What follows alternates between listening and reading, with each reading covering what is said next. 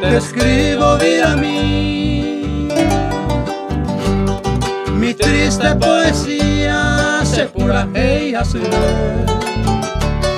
Ya veo que mi fe y la esperanza mía ya van allá perdida, Maraica y Potabé.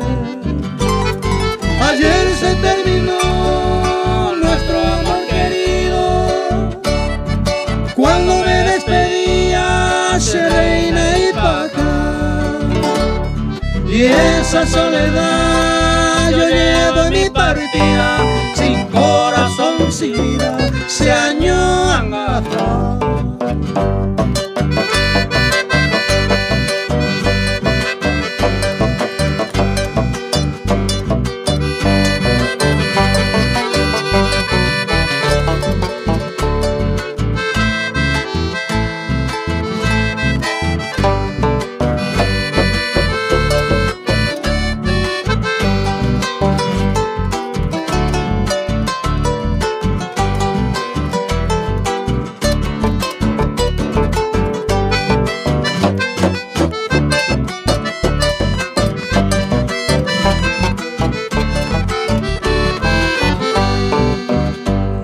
Tu tierna existencia ya gozará mañana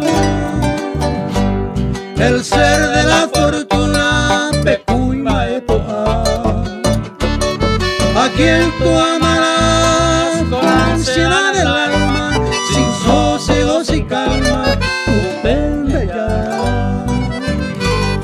Para yo reprocharte me siento que no puedo.